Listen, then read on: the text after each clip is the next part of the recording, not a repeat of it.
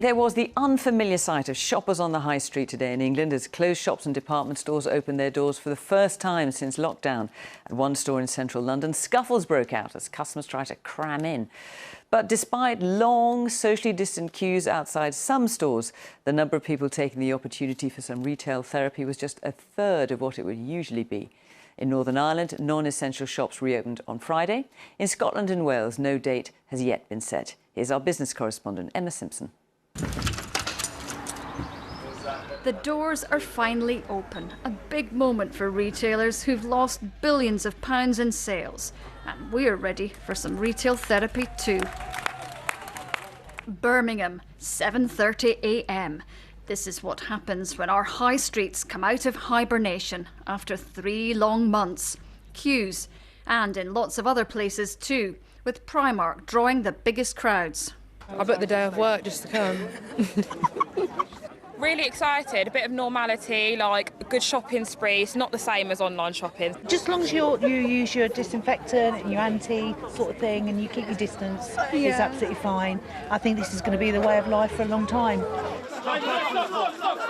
Hopefully not like this though. The reopening at Nike Town on Oxford Street was far from orderly.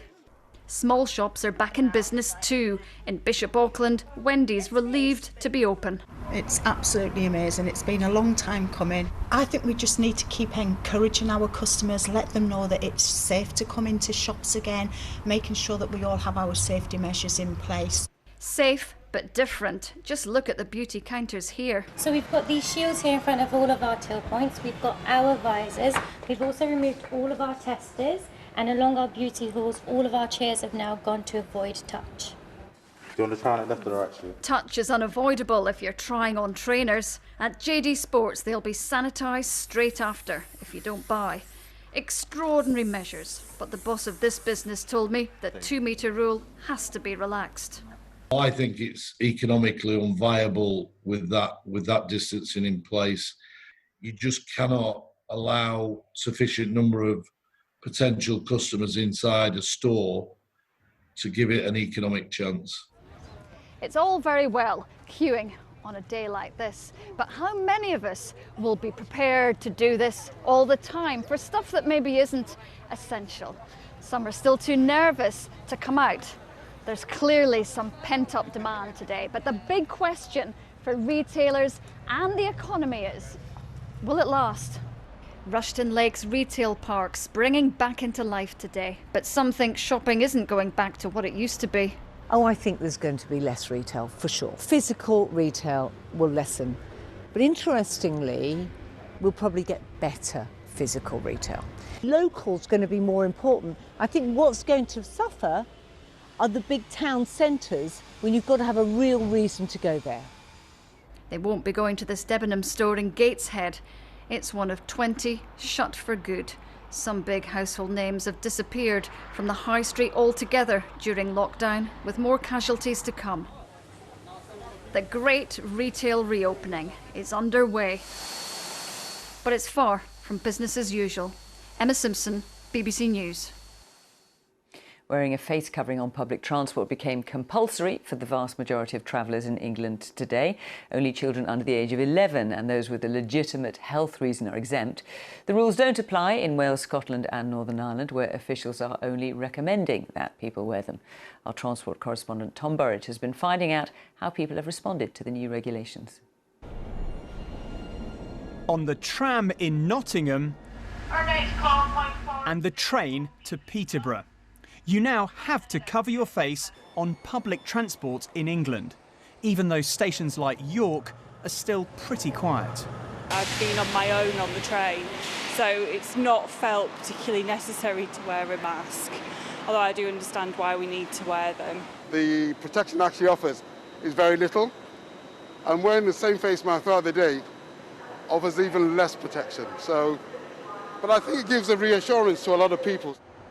But one passenger said not everyone was abiding by the new rule. And I said to him, excuse me, but you should have a mask on, and he just laughed. And I said, well, I don't think it's funny. You need to be wearing your mask. Officers were ramming the message home in East London. But it was hard to spot anyone without a face covering at Paddington. The new rules apply only in England. And this service was heading to Swansea. For the first stretch of the journey, it's the law that people on board have to cover their faces. But once they go over the border into Wales, it's just a recommendation. So passengers could take their masks off. It's also just a recommendation to cover your face on public transport in Northern Ireland and in Scotland. You can get a free mask at some stations. You can also put a filter into or it. follow a tutorial online and make your own. With the new rules come new ways of cleaning trains. The spray is a long-lasting sanitizer which kills viruses. Passenger numbers now are still relatively low, but that will change. Rail companies expect that in a couple of weeks from now, in early July, their trains will be about 20% full. So social distancing of 2 metres might still be possible. But by early September, they think their trains will be half full. By then, social distancing on board will be much harder. And it's often impossible on a plane. Today, EasyJet ran its first flights in weeks from London to Glasgow and Inverness. Masks the norm as you travel, and covering your face in public indoors is increasingly the socially acceptable thing to do. Tom Burridge, BBC News. Some secondary pupils in England facing GCSEs or A-levels next year have returned to school, meeting their teachers face-to-face for the first time since the lockdown began in March. Government guidelines only permit a quarter of the chosen year groups, 10 and 12, to be on site at any one time. Pupils from all age groups in Wales will return at the end of this month, and Scottish and Northern Irish schools will reopen in August. Our education editor, Branwen Jeffries, has more. For Ella, time to see friends again. In year 10, she will now get a day of school each week before summer. How do you feel about me going back to school?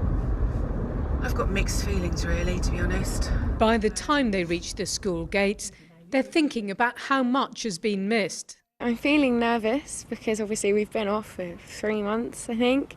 But I'm also feeling happy because I get to see my friends and finally return to some sort of normality with learning. Next year's GCSE exams already on the horizon. I'm not sure that that much time that they've lost can be gained that easily. In theory, it's a great idea, but in reality, I'm not sure how that would actually work. The new routines at school, the gateway back to lessons. Each small group on a designated route to their classroom for the day. Welcome back, everyone. This school is offering more than some others. All the teenagers had a device for home learning before lockdown, just as well as their GCSE year will start with a lot of home learning. For parents, there's no way of knowing what the minimum is you can expect, even for teenagers who are beginning to return. At some other schools, 15-year-olds are only being offered a couple of hours between now and September. And from the government, there's not yet an overall plan of how secondary schools can begin to get back to normal with all the year groups attending. Head teachers are having to second-guess the next steps, but want advice about September. It can't come soon enough. We need to know so that we can plan and do the best job we can. I write the school timetable here, and it's a job that takes a number of weeks to do. If you're then producing a timetable that has huge variation in it to meet social distancing and needs like that, we need the time to do it. We can't wait and make one plan and find the guidance has changed, and then we have to make another plan. OK, let's subtract it, so we're going to add them together and get what? From ministers, there will be more details this week on what will be done to help children catch up, with growing concern that not being in school is also damaging. When you add to that massive variation in what schools are doing, you're going to emerge from this lockdown with our most disadvantaged children almost certainly having fallen further behind. For Ella, that's it until next week. Tomorrow, lessons are back online. Branwen Jeffries, BBC News, Worthing.